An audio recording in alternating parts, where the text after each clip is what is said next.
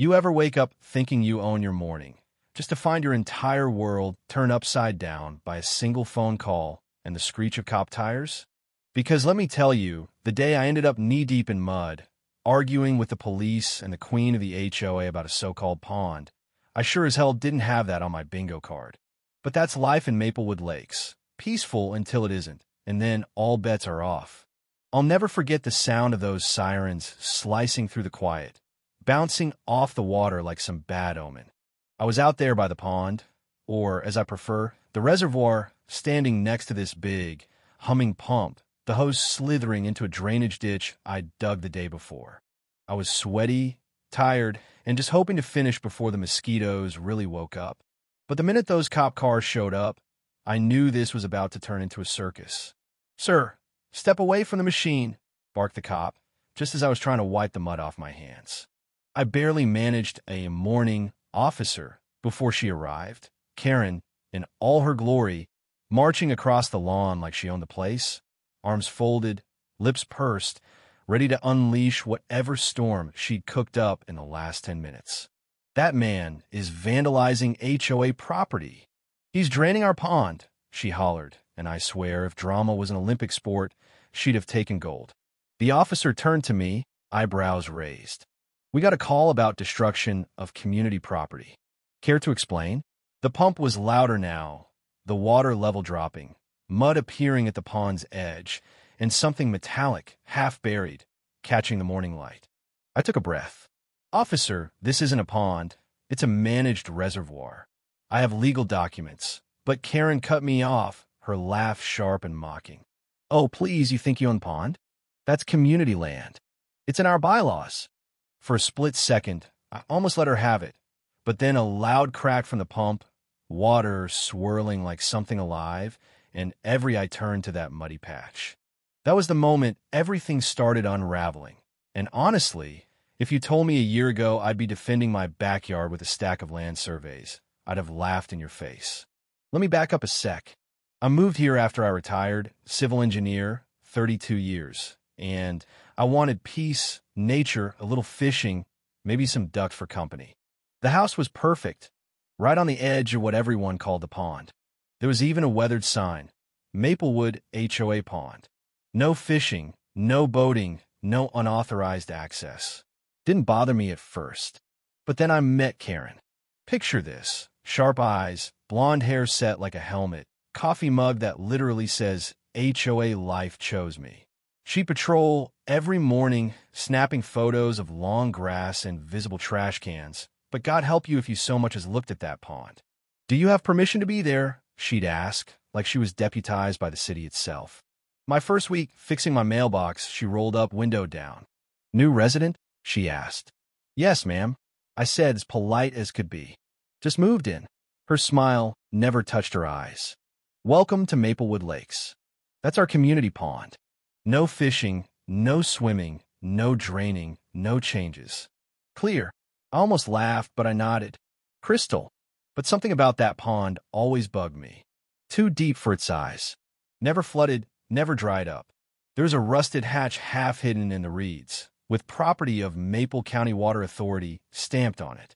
And right then, my engineer brain said, huh. I started digging, and what I found, well, let's just say, Karen had no idea what she was picking a fight with. Turns out the pond was a decommissioned reservoir built 50 years ago for farm runoff. HOA formed after, redrew the property lines, but the reservoir? Still under county control. Because my lot had the original access, I was listed as the private steward. That meant legally it was mine to maintain. And I didn't plan to mess with it until the HOA pushed me too far. They fined me for a trash bin, then for sunflowers that weren't HOA approved, and the last straw, a letter from Karen saying my backyard shed was encroaching on HOA wetland property. That's when I called the county. They said the water was stagnant, mosquito-infested, pipes hadn't been touched in decades. I was not only allowed, I was obligated to do maintenance. So, yeah, I rented a pump. The second that hose hit the water, I felt like I was finally taking back something that was always mine. It should have been quiet. Instead, Karen barreled down the street, silver SUV squealing to a stop. She jumps out, hollering, "What do you think you're doing?" "Draining the reservoir for maintenance," I replied, calm as Sunday morning. "That's our pond," she screamed. "I'm calling the police."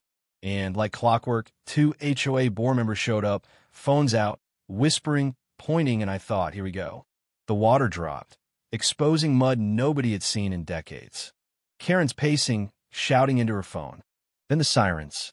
Cops, neighbors peeking through curtains, the whole circus. Karen ran to the first officer, yelling, "Arrest him! He's stealing HOA property."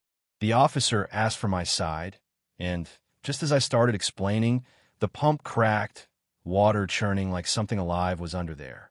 Karen actually backed away for once.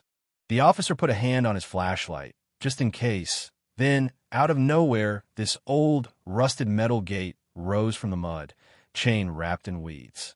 Karen screamed, "Turn it off!" And for once, I didn't argue. The air went dead silent. "What is that?" one cop asked. I pointed. "The original reservoir control gate. Built 50 years ago." Karen scoffed, "You're lying." But I walked to my truck, grabbed the documents, and handed them over.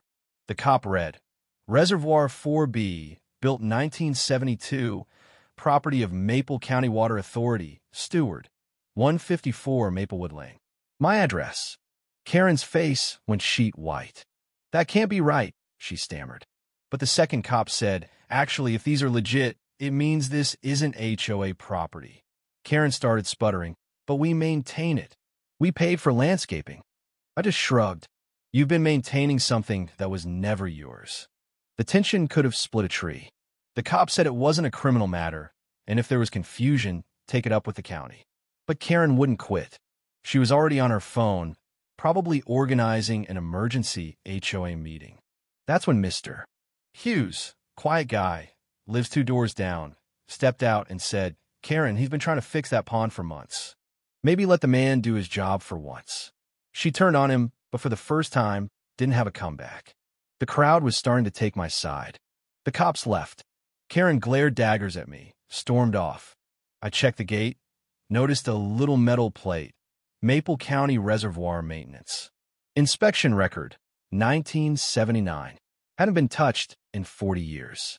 That night, the pond was quiet, moonlight on the water, my dog Max nervous as all get out. But just as I was about to turn in, I saw Karen's SUV parked at the end of the street, headlights off, her face glowing in the dark. She was watching. She never stopped. Then around 2 a.m., Max growled at the window. Someone was at the pond, crouched by the valve, a flashlight in one hand. I snuck out, cold grass under my feet, heart pounding. It was Karen, of course.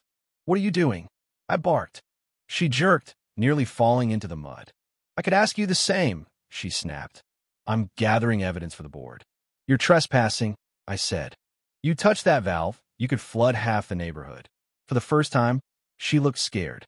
"You're bluffing," she whispered. "Try me," I said, and for a moment, we just stood there, wind rattling the reeds. Then, her voice dropped. "You think you're the only one trying to do the right thing?" She told me about her son, how he used to play here, got sick from mosquito bites, never really recovered. That's why she guarded the pond like a fortress. Not just rules, but grief, fear. And for the first time, I saw her as more than just a tyrant with a clipboard. I said, "I'm sorry, Karen. I didn't know." She just nodded. And then, as if the place itself wanted in on the conversation, the chain on the valve started moving, slowly tightening, the water rippling in perfect circles. Max barked. I grabbed my flashlight. Karen grabbed my arm, and suddenly the water began to surge from the base, foul-smelling and foamy. "You said it could flood the neighborhood," she yelled. I said if someone messed with it. I snapped, and someone did. The water was rising, swirling around our feet, but just as fast as it started, it stopped. In the mud, something small and silver caught the light. Karen picked it up. A locket, her son's, lost here years ago. She looked at me, pale and shaking. What if this place isn't done with us yet? Before I could answer, footsteps crunched from the street. A tall, hooded figure stepped out, holding something metallic. Max growled. Karen clutched the locket. "Who's there?" I called. No answer. He just stared at the water, then at the valve. "You shouldn't have touched that," he said, his voice cracked and tired. He stepped closer. "I helped build this reservoir. In the 70s. We sealed it after 2 men drowned during construction. The county buried the records." Karen gasped. "You're lying." He just shook his head, haunted. Then the ground trembled. The water started rising again, the old pipes groaning deep underground. The hooded man pressed a crank into my hand. "If the valve shifts, use this. Or the reservoir floods." Karen looked terrified. "What happens if we don't?" The man just said, "You'll see." The chain on the valve snapped tight. The water roared, mud churning as I jammed the crank in, my arms burning as I twisted it, the metal screaming. Then silence. The water stilled. The valve locked, Karen sobbing behind me. The old man just looked at the water. "It's awake now." And as the moonlight shimmered over the surface, we heard a child's voice, soft and distant, whisper, "Mom." So now I'm asking you, what do you think justice means when the past comes bubbling up in your backyard? When the truth is buried under mud, paperwork, and secrets nobody wants found? Drop your thoughts below. Tell me where you're watching from. And hey, if you've ever tangled with a power-hungry HOA or a secret buried in your own backyard, you're not alone. Let's hear your wildest story. And remember, sometimes what's under the surface is a whole lot deeper than you think.